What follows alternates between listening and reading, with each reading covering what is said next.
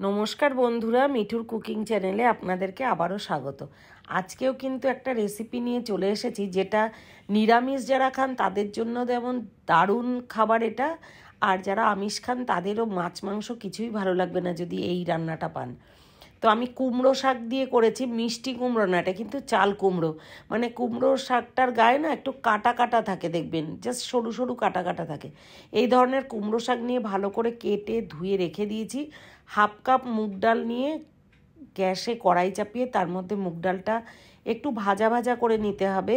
তো আমি ভাজতে শুরুই করে দিয়েছি। এর মধ্যে দিয়ে দেবো 1 চামচ ঘি। ঘরে বানানো ঘি দিয়েছি, আপনারা চাইলে কেনা ঘিও দিতে পারেন। দিয়ে একটু লাল লাল করে ভেজে নিতে হবে, কিন্তু দেখবেন যাতে পুড়ে না যায়। ঠিক এমনি করে ভাজা করে নিয়ে আমি একটা বাটিতে তুলে রাখছি। তো এটা ভাজা করে তুলে রেখে দিচ্ছি। আপনারা চাইলে 50% সেদ্ধও করে নিতে পারেন।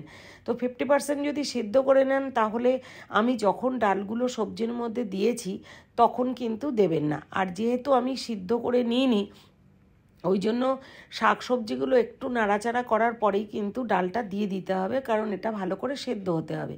2 চামচ মতো সর্ষের তেল দিয়ে দিলাম কড়াইতে। দিয়ে এর মধ্যে একটু 5 ফোড়ন, শুকনো লঙ্কা, তেজপাতা এগুলো দিয়ে একটু মানে চটপট করে আওয়াজ হবে বা একটু ভাজা ভাজা হবে, আর তখন এর মধ্যে দিয়ে দেবো 1/2 ইঞ্চি মতন আদা গ্রেট করে দিয়ে দিয়েছি। এবারে ওটাও একটুখানি ভাজা ভাজা হওয়ার পর কিছু কেটে রাখা সবজি, কেটে ধুয়ে রেখেছিলাম সবজি আমি দিয়ে দিলাম। দিয়েছি কুমড়ো, মিষ্টি কুমড়ো, আলু আর পটল। আপনাদের কাছে যা যা সবজি থাকবে, যেমন বিনস, গাজর, এই ধরনের সবজিও দিতে পারেন। দেখুন শাকগুলো কি সুন্দর একটু বড় বড় করেই কিন্তু আমি কেটে নিয়েছি। তো এই শাকগুলো কেটে রেখে দিয়েছি ভালো করে ধুয়ে। এরপর ওই কেটে যেই সবজিটা কড়াইতে নাড়ছিলাম তার মধ্যে স্বাদ মতো লবণ আর হলুদ দিয়ে আরও কিছুক্ষণ নাড়াচাড়া করে নিয়ে পুরো লবণ হলুদটা সারা সবজির মধ্যে মিশিয়ে নিয়েছি। নিয়ে এরপর আমি ওই কেটে রাখা শাকগুলো দিয়ে দিচ্ছি। এটা চাল কুমড়ো শাক। এবারে শাকগুলো দিয়ে অনেক কিছুক্ষণ নাড়াচাড়া করে নিয়েছি, কারণ প্রথম অবস্থায় কিন্তু কড়াইটা একদম ভর্তি হয়ে যাবে শাকে, কিন্তু যেই একটু ঢাকা দিয়ে গ্যাসটাকে একেবারে লো টু মিডিয়ামে রেখে কিছুক্ষণ রেখে দেবেন, দেখবেন একদম কড়াইয়ের নিচে চলে গেছে, মানে তখন একটু কম হয়ে যায়। দেখুন কতটা উঁচু ছিল শাকগুলো দেওয়ার পরে আর কতটা নেমে গেছে। একটু জল তো ছেড়েই দেয় শাকগুলো, লবণ যেহেতু দেওয়া, একটু জল ছেড়ে দিয়েছে। এর মধ্যে আমি দিয়ে দিয়েছি ভাজা করে রাখা মুগ ডাল, দিয়ে আরও কিছুক্ষণ নাড়াচাড়া করে এই সময় কিন্তু একটু বেশি টাইম দিতে হবে রান্নাতে। এই সময় 3-4 মিনিট মতন আমি নাড়াচাড়া করেছি আর ঢাকা দিয়ে রেখেছি। এরপরে একটু স্বাদ মতো গুড়ের গুঁড়ো দিয়ে দিয়েছি।